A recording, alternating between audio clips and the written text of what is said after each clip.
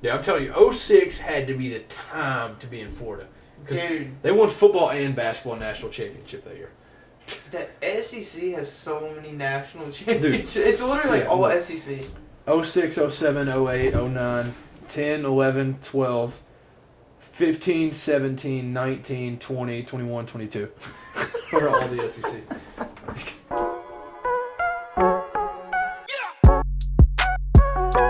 What's going on, you guys? We're back again. What is this podcast? 62. Man. So we just got done watching the World Baseball Classic. USA goes down. To Japan. Yeah.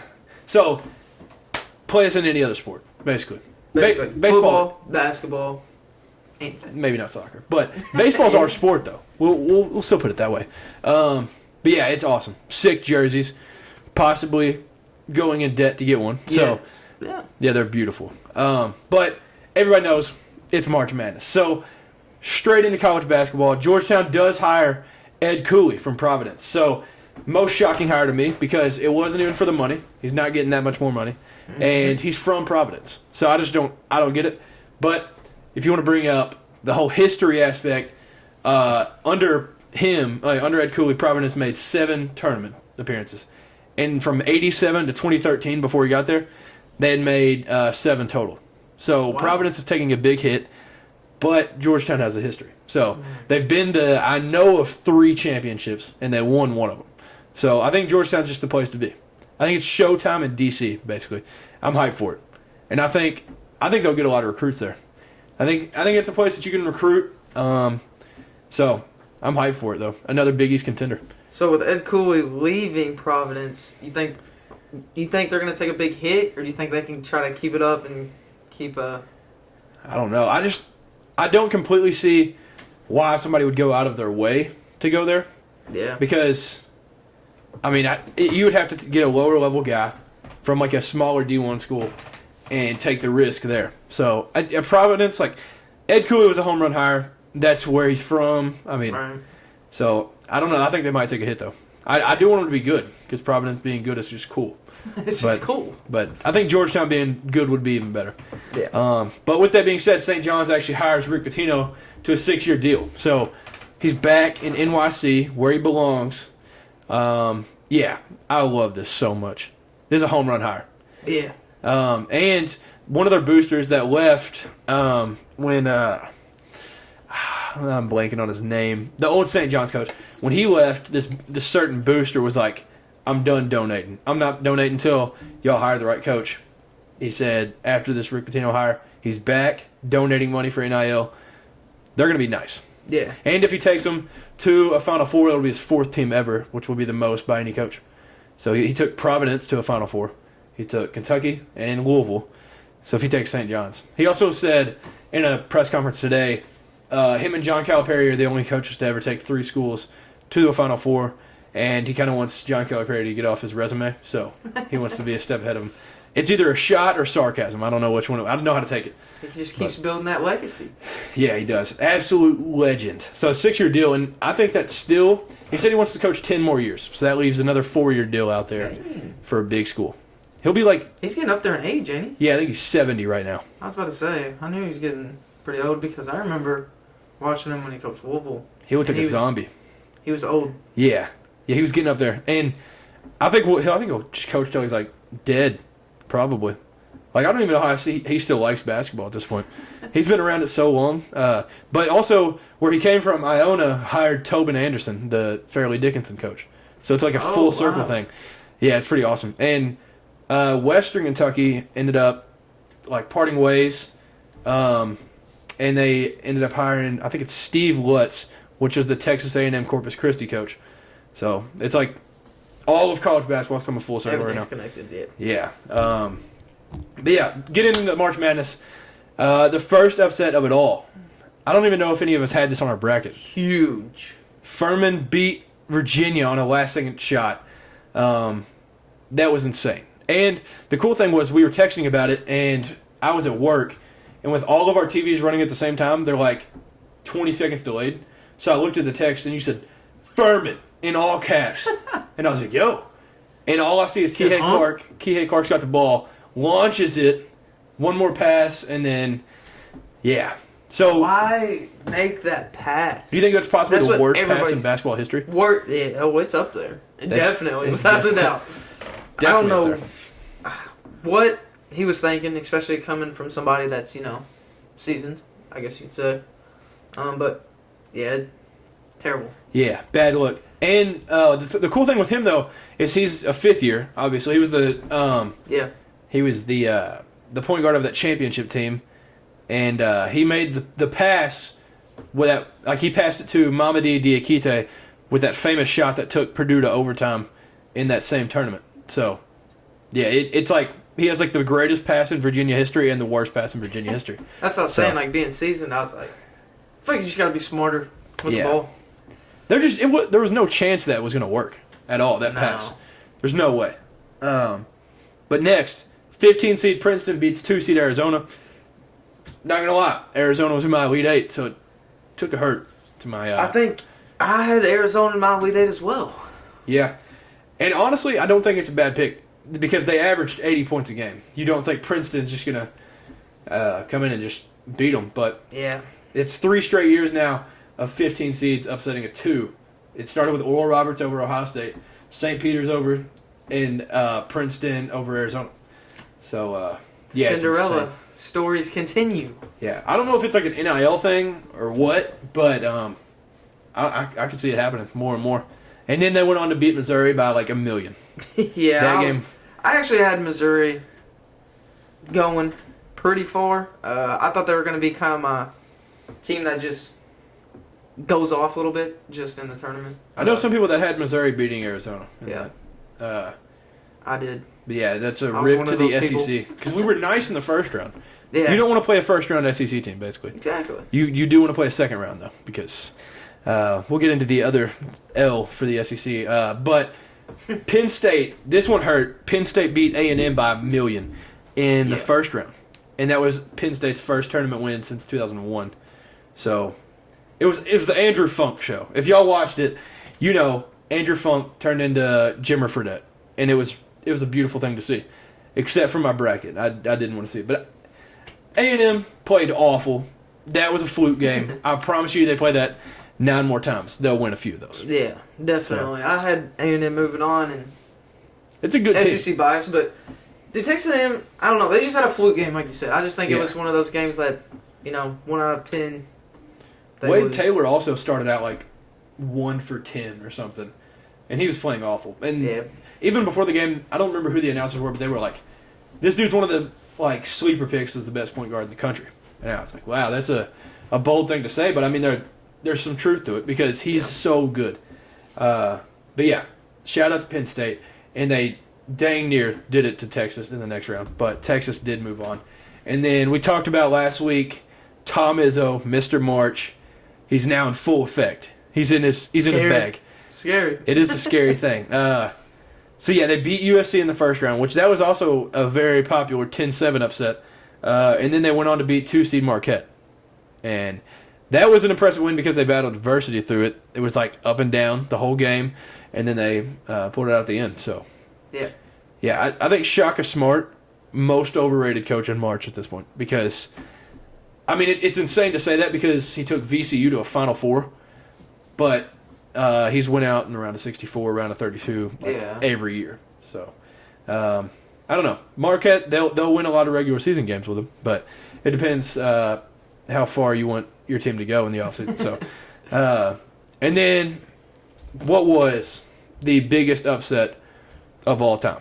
I don't think anybody saw this coming. If you told me you had this team moving on, you're lying. Yeah. So what if I did tell you that in one of my brackets I picked them? Wow. Because we were eating at Aspen Creek the night that they played Texas Southern, and they had like 54 points at half. And I had a chaos bracket made, and I was like, I was about to say, you do like a chaos, wild bracket. Yeah, and it's not like crazy upsets, but it's just like, what if this happened? Mm-hmm. And I chose that to happen because I was like, you know what, Purdue doesn't score like insane. Like, if they're not hitting shots, they could actually lose. And so I was telling one of the guys we were eating with, I was like, you know what? I'm actually going to change that. I'm putting Fairleigh Dickinson over Purdue. And What he said? He was like, dude, they're the shortest team in the country. There's no way. And I was like, points is what wins games. Doesn't matter how short you are. Heart over height. And I locked it in. If you can hit shots, you ain't got to worry about rebounding. Exactly. You ain't got to worry about it. So, and then they also just like, they were just like annoying little kids that want to like play on your phone to Zach Edey. That's what it reminded me of. Like, they were just, anytime Zach Edey would get the ball, there was like 4 of them, and there were still people guarding the other players. It made no sense. But, yeah, it was a beautiful thing to see. And it was during the Kentucky Providence game, so I was like seeing it at the top. Oh, and I was like, oh, dang, it's tied. And then a bunch of Kentucky fans said in the arena, like, there'd be like a timeout, and the players would like get confused because like people would be cheering, and it was because they pulled up the game on the big screen. So, yeah, that was a crazy upset. Yeah, it was pretty cool. YouTube TV did this split screen thing where you could see all the games. Yeah, and that was really cool. I recently just got YouTube TV like a year ago, probably, maybe not even. But yeah, it was cool. You could watch like multiple games at once. Yeah, I did do that. I just didn't do it for Kentucky because I had to get locked in. But yeah. So would you agree that that's the biggest upset of all time? It's See, I think the UMBC one might be third. I'm not gonna say who second is, just because y'all probably know who I'm referencing. But UMBC, when they played Virginia, DeAndre Hunter, he didn't start, but he didn't play in that game. But that was, I think Virginia was like a 20-point favorite in that game. So, but in this one, some of the stats for it: shortest team in Division I, the worst strength of schedule in all of Power 5 or in D1. And so there were 363 on strength of schedule. And then they also didn't win their conference. Merrimack did, but they were not able to make the tournament because of they're recently getting into D1. So then they got booted into it. And then the NEC, which is their conference, was 0-31 in the tournament in the round of 64 prior to this. March is crazy. March is all right. March. So, quick question: if your team was 0-31 in the round of 64, what do you tell them going into that game? Because obviously players would know that. Yeah. Like you never won a tournament game. I don't know if you see those Tobin Anderson like clips though. He's got a way of words. Like he could motivate anything. I feel like. So he must have said something. I think part of it was just like he was always fired up. And he was always with the mentality, we have nothing to lose. We can beat this team. Let's do it. And he said before the Purdue game, the more I watch Purdue, the more I think we can beat them. So I think that also great coaching. Lights fire. And, I mean, I think there's a lot of truth that if you play your own ball and you play it well, you can beat a lot of teams because that's what you know best. And, I mean, yeah, I guess the film shows it. I didn't have Purdue going far in any amount, but most of them I did have them at least making the second round. But yeah, that was insane. Crazy. March is just wild. Like, hasn't a 16 seed only beat a 1 seed like twice? One time? Before that. Yeah, so 2 times now. Yeah. So yeah, Purdue's last 3 tournaments, they lost to a 13 seed, North Texas, 15 seed, St. Peter's, and a 16 seed, Fairleigh Dickinson. Yeah. So, yeah, I think it might be time Matt Painter hangs it up. I mean, the most regular season coach ever. Yeah. But yeah, so getting into the Cats game. So we played Friday versus Providence in the Bryce Hopkins revenge game, and Oscar had 25 rebounds. That was the most in an NCAA tournament game since 1977. So he played all right. I think he had 8 points in that. And then the second game, in the second round, we played Kansas State. He had 25 and 18. But I'm going to spend some time on this one because I don't know if I said it last week on the pod, but I was telling everybody because I've actually watched, I don't think anybody's ever said this that's not a Kansas State fan. I've watched a lot of Kansas State this year. Mm-hmm. And Marquise Noel is tough. And I don't remember one game where he was able to be guarded by anybody. And there's just something about them little short, quick guards. You can't stay in front of them. And, but he just absolutely sliced and diced our defense in the first half because we were doing this little trap thing at the half-court line. So we were just trying to trap him, and it was so obvious. So we would send whoever's guarding him and then one of our bigs, and he would just, like, draw back, dribble, and then go at our big, and he'd just get around him because he's quicker. And then once we stopped that in the second half, he was just pulling from everywhere. And he was creating separation, throwing lobs, anything. He just played insane. And then everybody was like freaking out. They're like, who is this guy? But it's been a thing the whole year. And I do think Cal planned for it. I don't think it's like insane to say that he wasn't prepared for him. But there's only so much you can do against a guy like that. He did prepare for Keontae Johnson very well. I know we talked about him last week because he had 10 or 12 points and like 8 of them were from the free throw line. So I think we played him very well, but I think Marquise Noel ended up with like 27 and 8. So he just balled out. But yeah, I think, so we talked about it a little bit. From 3:30 on, left in the game, we got screwed. Yeah. And y'all didn't play a bad second half. Yeah, especially right out of the half. That was the most impressive, like, out of half performance I've seen from one player ever. Cason Wallace balled out. So yeah, we were down 3 at half, I think, and he put us up like 4 or 6. But yeah, from that 3:30 point, there was one play. For those of y'all that didn't watch it, Cason's driving to the basket, gets his arm smacked very hard, ball goes out, no foul call, going the other way. I wasn't too hurt. We were up 60-59. So then they go down. Marquise Noel drives in, obviously passing the ball. He's passing it straight, and then they say it's a shot. Shooting foul. So he makes both. They're up 1. And then I don't remember the exact events here, but we end up dunking it. Lance Ware scores. It just goes back and forth. And then Marquise Noel uses a screen. Jacob Toppin, hands out, doesn't touch him, and a foul in the 3. So there's 3 free throws. I know he hits 2 of them.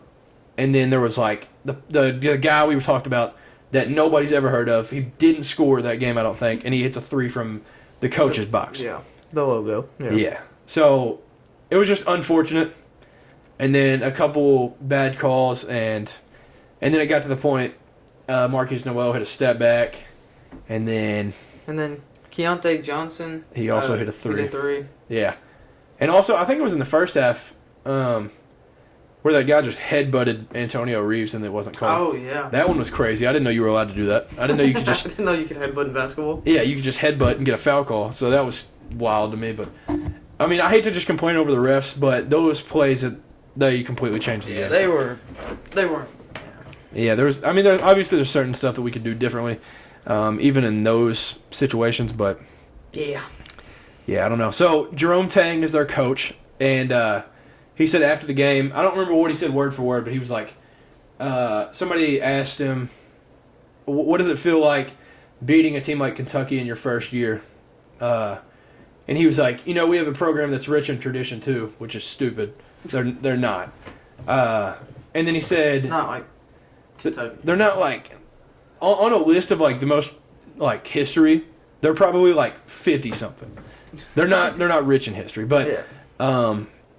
And then he says something about, like, all those dudes that played for Kentucky back then that built this program, they're not coming back. We just had more dudes than they did, and that's that.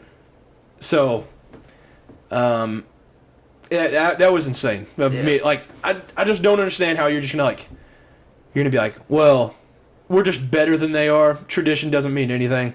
It's still a cool thing.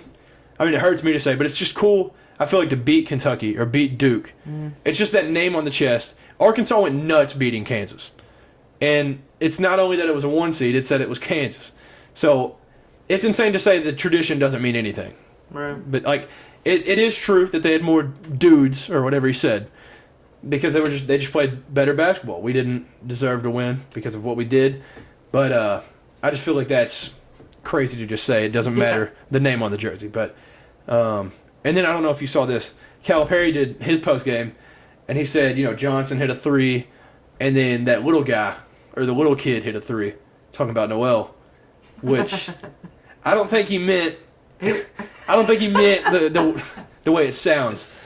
Because I feel like if you say little kid, it's like that's a shot. He didn't mean it like. I don't think he meant to take a shot though. Yeah. And I think he was meaning that kid.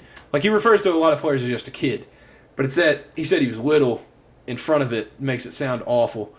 Yeah, it's a bad play on words there. Yeah, it really is. I mean, he's a little guy. Like he's not. Yeah, that's what he meant. He didn't mean it like little kid, like, yeah. Yeah. I don't think he meant to take any shots, but their assistant coaches went nuts on Twitter about it. Wow, that's crazy. They're like, that's crazy, Cal.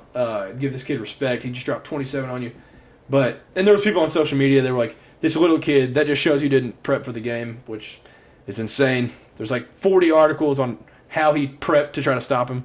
Yeah. But, so Cal actually reached out to Noel today and like called him, talked to him on the phone, apologized, and Noel tweeted about it. He was like, Coach Cal contacted me. We all good.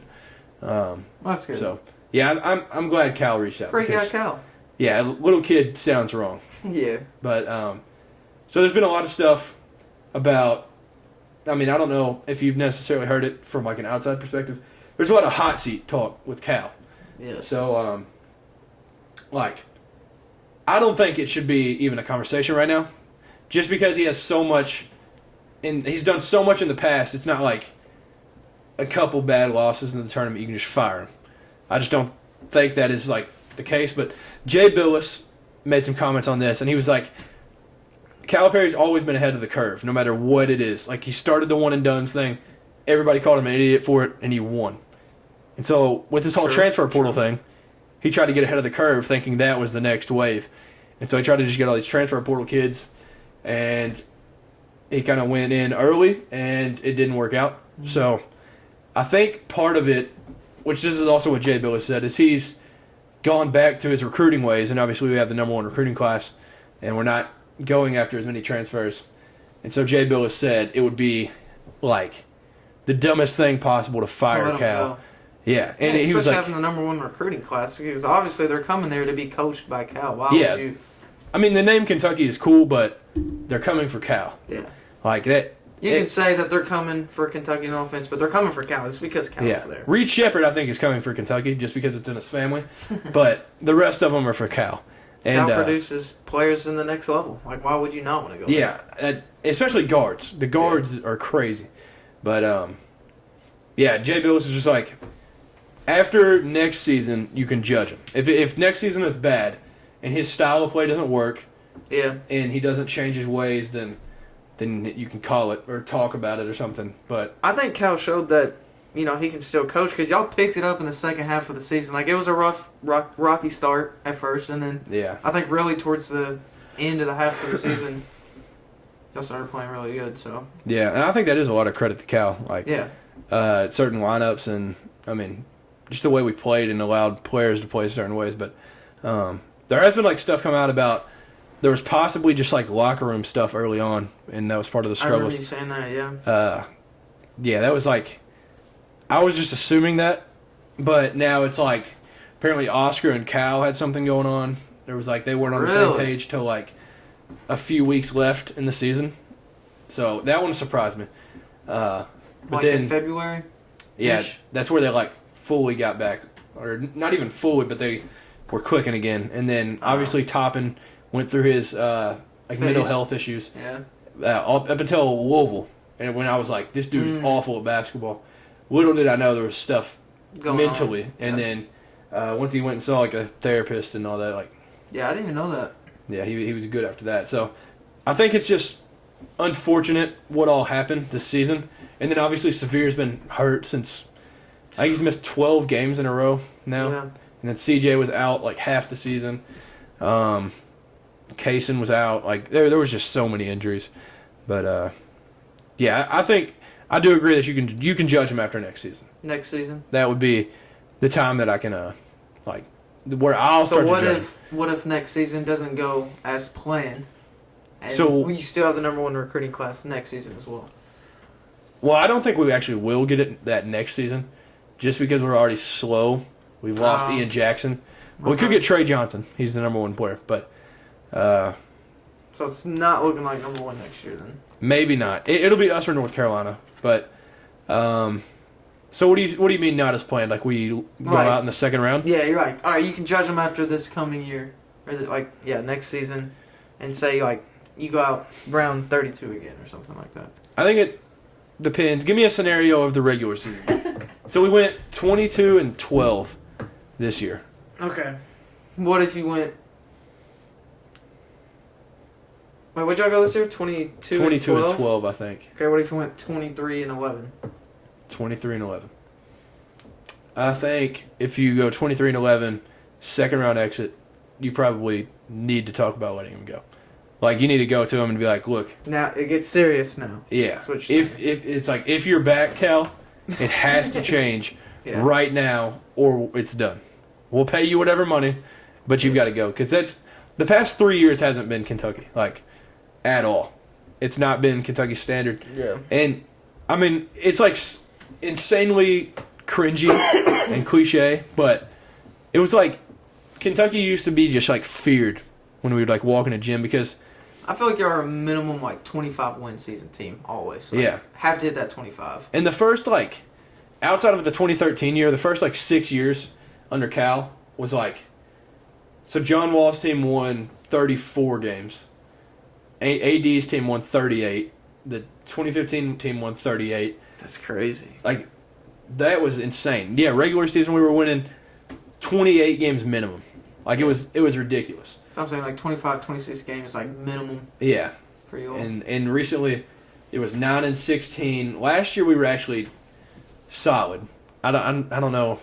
Oh, we went 26 and 5 or something like that.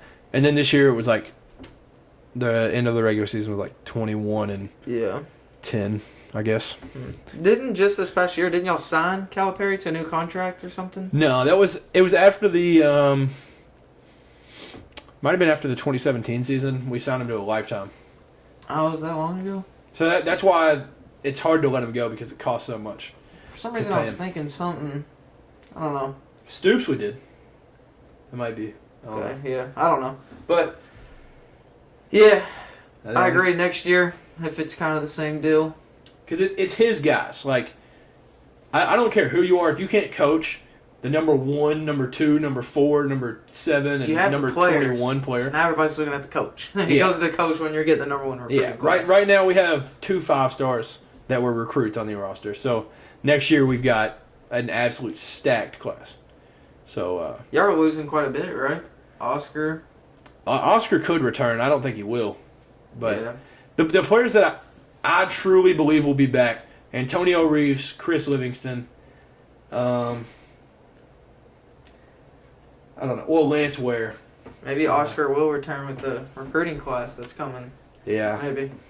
I don't know. Because if that thing about him and Cal is true, then maybe it's like... he might be gone. Yeah. I think Jacob Toppin, I would love to have him back, but I think he actually should go just because his draft stock's as high as it could possibly be. And he's only getting older. He's like 23 right now. So, I think he should go.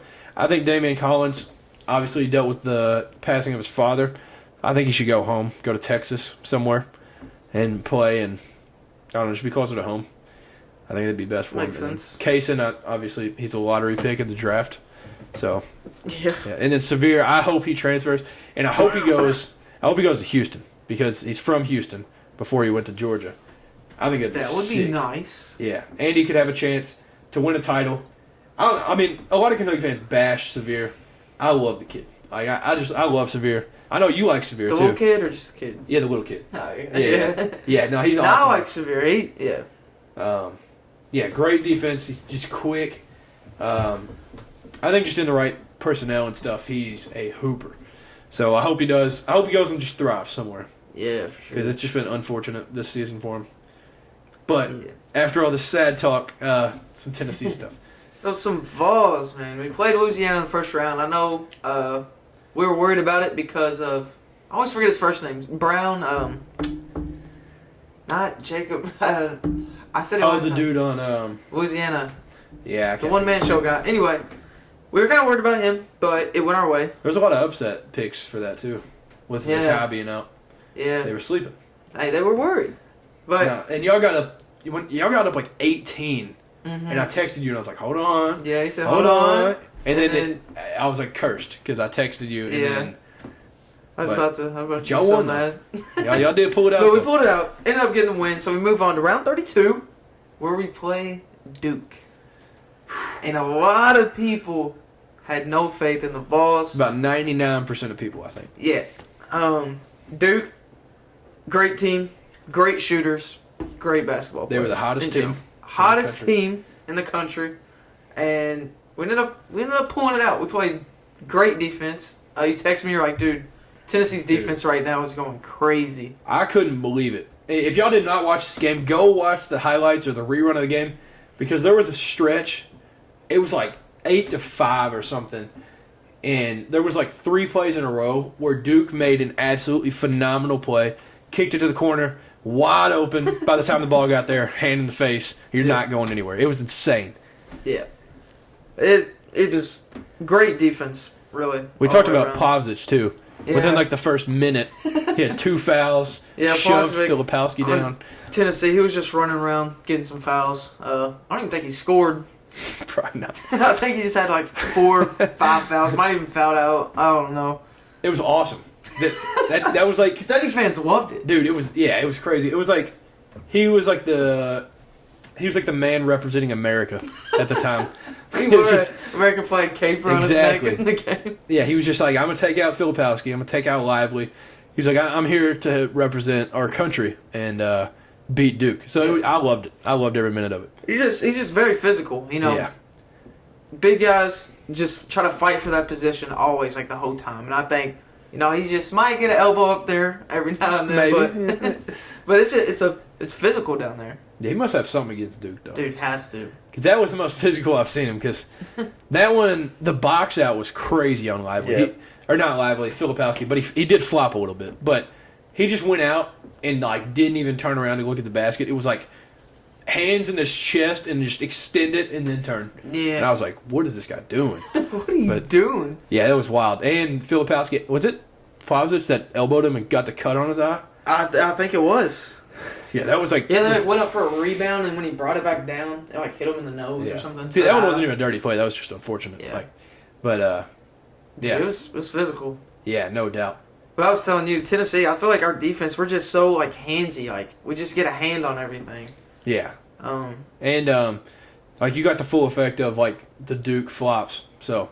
Yeah, oh my gosh, dude. Filipowski or whatever his name is. And Tyrese Proctor. They both... Yeah, it was bad. Yeah, there's a play that we talked about. The Proctor guy was guarding Vescovy, and Vescovy, like, moved the ball over and, like, skimmed his nose. Like, literally. If it even touched his nose, you couldn't even really tell. It might not even touch him, but he flopped so hard, and obviously offensive foul, and then... Yeah, and we talked about that late in the game where Jeremy Roach had 4 fouls. Oh, and he obviously... There was the reach-in. It was the reach-in, wasn't it, where he just grabbed his arm? Yeah. Yeah, and... They were like, get foul on Roach. And then they were like, oh, shoot, no, we can't let our... We can't let Roach get fouled out. We can't let our favorite team have a player fouled out. So then they flipped it to Proctor, which was insane. And I thought Duke should have won it at that point. Yeah. At that point, I was like, dude, they're literally going to allow Duke to win this game. The story of the game was Olivier Kwamwa. Yeah. That was... He turned into, like, 2018 Braun. I think I said it on the last podcast when Sam was here. I said, hey, somebody has to step up. Step up, thank you. Somebody has to step up, and Kamwa, dude. He heard it. He must have been tuned in. That had to be it. He was like, oh, you know what? I got you. He tuned in on the Cade podcast and was like... He's like, hey, Cade me. did say it. It's me. So, what was it, 13 points in that stretch? Yeah, I think it was 13. He scored 13 straight. On his own 13-0 run, or I don't know if it was 13-0, but... He did score 13 straight. That was insane. Honestly, I think if Kamwa didn't step up, I don't know if we would have won that game. Yeah. And I think we might need to repeat it. Somebody has to step up for Tennessee next game. Somebody's got to step up. Because... Florida Atlantic, great team. They've only lost like 3 games this year. Yeah. I did mention it. John L. Davis for them, in his post-game interview of last game, they were interviewing him. He said, hey, I'm just trying to feed my family. So that's a guy you never want to play against. You never want to play a guy that's just trying to feed his family. He had that insane stat of like first player to ever do whatever it was in the tournament. It was like 25 points, 10 boards, 5 blocks, 5 steals or something. It was stupid. Crazy stat line. Yeah, absolute takeover. But I do have 2 cool like little notes on that game. Florida Atlantic's coach, did you see his comments on Tennessee? About, like, prepping for him? Maybe. He said, we're going to have to look up the rules of Australian rugby to get ready. So, He knows it's going to be physical. He's been watching a little bit of film, and he's seen it. And the Tennessee athletic director and the FAU athletic director are brothers. They're both. It's like Danny White and like Derek White. I don't know the other ones, but yeah, I thought that was very interesting. Yeah. But the head coach comment, yeah, we're physical. We're gonna bring it to you. Yeah. I don't think Conference USA gets that much physicality, so. I think that's why we caught Duke off guard. I mean, like you said, Duke played Virginia. Yeah, and they lost that. So I think the defense and the physicality. Virginia's not as physical as Tennessee. And, like, Virginia's defense is so, like I said, genius. They're just smarter than you. But, like, Tennessee is that, and they're everywhere. And just, like, it's not even, like, I don't understand it. It's just you're everywhere, physical, annoying, but yeah, it's just so impressive. I think defense can only go so far though, and I think we have to have that good defense because sometimes our offense isn't clicking if somebody doesn't step up, like I said. And when somebody does step up, I think Tennessee can be very, very good. Yeah, but yeah, we just gotta play that defense always because sometimes our offense ain't always clicking, like I said. Yeah, and it's a good thing that Jordan James didn't go absolutely off, so he's still got that in his back pocket if y'all need it. So he can still go for like a 30 ball if needed. So yeah, but pretty cool though. So we're taking Zakai to Madison Square Garden. He gets to come play because he didn't come and watch us play Duke because he was having stuff with his knee or whatever, surgery, I think. So he will be at Madison Square Garden with us, which is really cool. So he gets to see us play again. So he's from NYC though, ain't he? Yeah. Yeah, so that's awesome. And another thing, back to that Marquise Noel thing, he's literally known as Mr. New York City. So it actually is, as much as I hate to say it, it is cool to see him be able to go play at home because they said he hasn't been home in 3 years. Wow. Because they said that one of their coaches tweeted out today that even on Christmas Day, he was in their gym getting shots up. Wasn't going home. Because he said, like, this is his life, and, I mean, he's gonna get after it. And so it's just been, like, he's just been working, and I mean, it's destined to, like, hard work pays off. So I think it is actually cool that I would have much rather us won, but it's cool that he gets to go back and be Mr. New York City in New York City. So too bad he's got to go against Mr. March. But yeah, and then one last thing, Texas made the Sweet 16 for the first time since 2008. And for those of y'all that didn't watch it, Dylan Dessou had a Kwamwa game. So he had like 28, I think, and even KD gave him a shout out. He was like, "That boy looked like primal Marcus Aldridge." So yeah, a little Texas to Texas connection. But yeah, y'all know I'm big on him. Rodney Terry, coolest glasses in America. But yeah, I just like them. They're just fun to watch. But Penn State gave them a tough battle. So from this point on, we're in the Sweet 16. Who do you like? Ooh, I don't know. I feel like you can go with like the 99% of the world choice and just say Alabama. Yeah, that's so cliche though. I did have Alabama playing in my championship on my bracket though. So against who? It was Kansas. So that's. Yeah. I actually did take Arkansas over Kansas, so that was one of my weird picks. And I took Miami over Indiana, which wasn't very popular. So I was happy about those two. Yeah, I did take Miami as well. I think the most like deep rosters left, which you do need, and that random stat, every national champion ever has been top 25 offensive and defense. Yeah. Efficiency or whatever. That's Alabama, Houston, UCLA, UConn, and might have been Texas. But all five are still in, so it's still holding true. But yeah, it's insane. Do you think a 7 seed makes it? Because there's that since 2012, a 7 seed's made it to the Final Four. 7 seed or higher, other than 13 and 19. So every year besides 2. Yeah. Dang, that's crazy. Isn't that wild? So, wait, what's Michigan State? There were 7. Oh, well, and with Mr.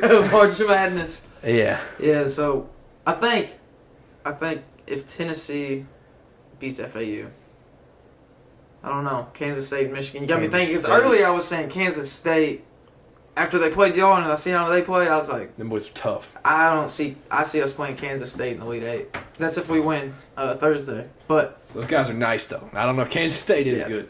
What my Final Four that I think I would want would be us, Tennessee, playing Bama, and then I want to see Texas, and then who would be the bottom? That's UConn, UCLA. Texas and Arkansas. Texas and UCLA. Yeah. So you want Bama, Tennessee, Texas, UCLA. Well, and then you want the Rick Barnes matchup in the championship? Yeah. Texas, Tennessee. Hey, yeah. I'm already excited, dude. Imagine. I mean, that's like. Hey, what if it could happen. Do you think this is the year the Elite Eight curse is lifted? Rick Barnes finally makes one. If it is, it's only the second time in Tennessee's program history. He was like 2010 was the first time, I think. Yeah. Yeah, that'll 2010. be crazy. And I mean, it's not open for you all, but I don't know. Y'all are playing a 7 or higher though, I know, so you got to watch out. Yeah. But I think y'all can do it. Elite Eight's gonna be tough if we win Thursday. Yeah, that'll be a brutal. If we break the rate, first we got to get past the Rick Barnes curse of the Sweet 16, whatever else. Make it to the Elite Eight. Then when we get there, we got to either play Final Four Mr. March Madness or Kansas State that literally just hits the fighting little everything. babies. Yeah, the little babies. Yeah. Once you see their little baby locker room, you get terrified. Yeah. Basically. But yeah, I think if I had to predict the Final Four, Alabama, hate to say it, and then Michigan State, Texas over Houston, and then UConn. I'll say that. UConn's good. Yeah. And Rick Pitino did say after Iona lost to him, he's like, that team's got the potential to win a national championship. They have everything that you could possibly need. So he's got some high praise for his future Big East opponent. Yeah. I think a lot of people were picking Texas over Houston. Yeah, I mean, Houston did almost lose to Northern Kentucky. And then they almost lost to Auburn. It ended up looking bad, though. It ended up looking like it wasn't a game. But it was closer than what the score showed. Yeah. Marcus Sasser's a little banged up, though, so that's a little note to keep hold of. So, yeah, I don't know. I'm hyped. I'm excited, though. I've officially exited the phase of, like, just being crushed because my team lost. So I'm back on, like, I love March Madness. I'm back to it. So, yeah, I'm hyped. I'm hyped to watch the rest of it. Can't wait to see what happens. Yeah, it's going to be nuts. So we're gonna do something a little different. It's like a new segment, kind of. It's not gonna be like every video, but we're gonna quiz each other on stuff that we know the best. Yeah. Just because it's something fun to do. Now, for you all and Cade, y'all both know that I'm a college sports fan. So I don't know if my NFL and NBA would be as good, but you know I'm big college football, college basketball. So what do you have for me this week? So today, I'm going to have you. Are you ready? Man. Name every college basketball champion. I'll turn this over so y'all don't think I'm cheating. Since the start of the tournament. Wow. Every national champion ever. Let's see if you can do it. I'm going big. First question? College basketball? Yep, college basketball. All right. From 2022 all the way down the list. 1939. Yep. So, all right. 2022, Kansas. 21, Baylor. 2020, COVID. Yep. 19, Virginia. 18, Villanova. 17, North Carolina. Okay. 16, Villanova. 15, Duke. 14, UConn. 13, Louisville. Vacated, not real. 12. I got to do that in there. 2012 is Kentucky. 2011, UConn. 2010 is Duke. Yep. 2009, North Carolina. Yep. 2008, Kansas. 2007, 2006 is Florida. Yep. 2005, North Carolina. You're on a streak. Keep going. 2004, UConn. Yep. 2003, Syracuse. 2002, Maryland. 2001, Duke. 2000, Michigan State. Okay. 99, UConn. 98, Kentucky. 96, Arizona. Or 97, Arizona. 96, Kentucky. 95, UCLA. 94, Arkansas. 93, North Carolina. 92, 91, Duke.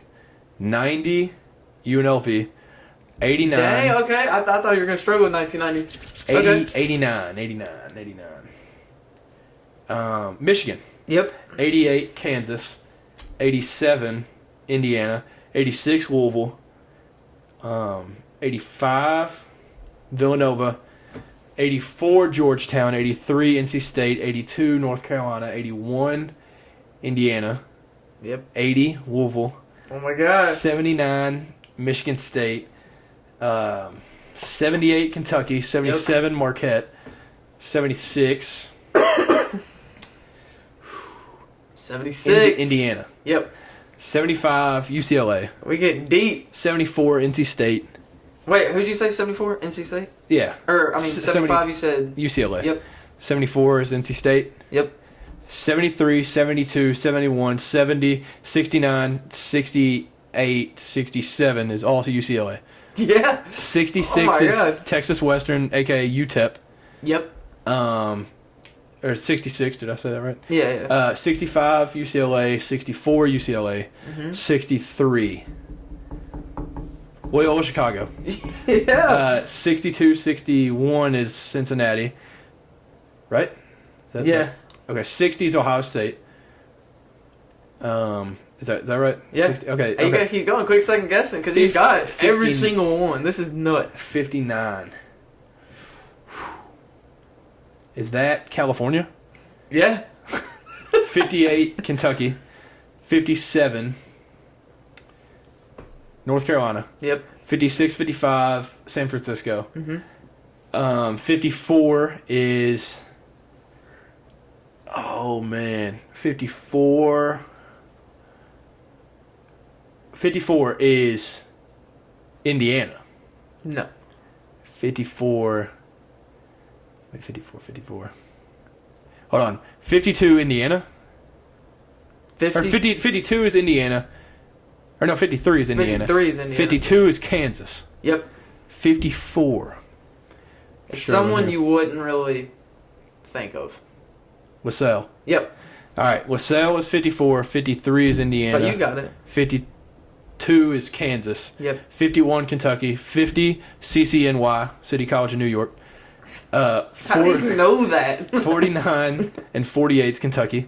47, Holy Cross. Oh my That's God. Bob Cousy. And then, what year are we in? 56? No, we're 40. 46. Oklahoma State. Yep. 45, Oklahoma State. Yep. 44, Utah. Yep. 43, Wyoming. Yeah. Okay. 40. Go off then, What are we? 42. Yeah, 42. Stanford. Yeah. 41, Wisconsin. 2 years left. 40 and 39. 40 is Indiana, and 39 is Oregon. So I missed one. 54 was 54. the one. I mean, but you talked it through. Like, you ended up getting it. Yo, Man. I did not think you were going to get all... That is nuts. You just listed every single champion since... Yeah, there was a few. I didn't know if I would get this like... I mean, obviously you get to the 70s because UCLA, but I thought 50s would get me. Dude, and you were quick, too. It wasn't like... There wasn't really hesitation still until we started getting like into the 50s, like way... Yeah, like peach basket days. Yeah, peach basket days, yeah. Man. Dude, that's crazy. I honestly thought that was going to take a lot longer, but you killed that. Yeah, I rolled through those. I surprised myself with that. Yeah, I don't know. Because I recently found out that it was Oregon first. Yeah. And then I was like...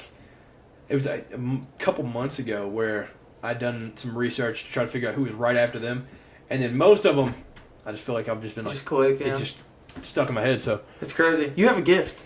Yeah. You have a gift. It's a weird one. All right, so bonus question. I'm going to throw this in. One more, and then this will conclude Podcast 62. All right, I'm nervous about this. So in 1939, who did Oregon play?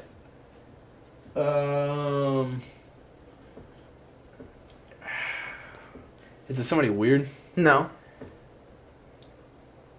Is it Indiana? No. You want the conference? Okay, yeah. Or is it a Power 5 school? Power 5, yeah. And it's not Wisconsin. It's not Wisconsin. Okay. West or east of, like, Austin, Texas? East. East. Wow, that opens up to, like, 550 teams. All right, conference. Big Ten. Big Ten. Ohio State? Yeah. Wow. Ohio State. Man. I just want to throw in a bonus question because you killed the all 100 So that means Ohio State got their lick back for the first basketball championship ever. They got their lick back in the playoff in 2015. So yeah.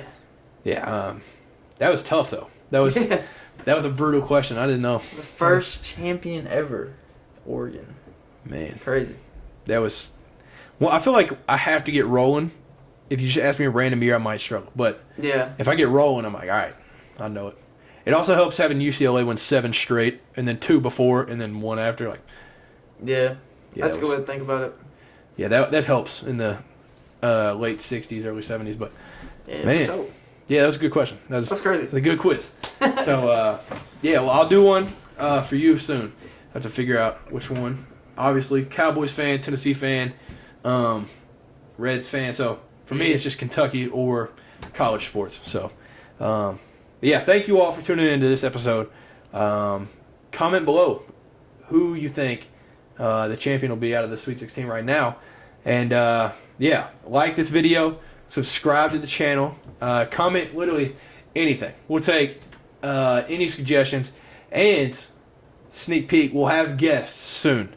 Not going to mention any names yet, but there will be guests on the channel soon. Soon to come. We haven't really done it, but recently we've been like, you know what? It might be time. Yep. So, thank you all. Enjoy the rest of the week. Enjoy March Madness starting Thursday again. Peace. See ya.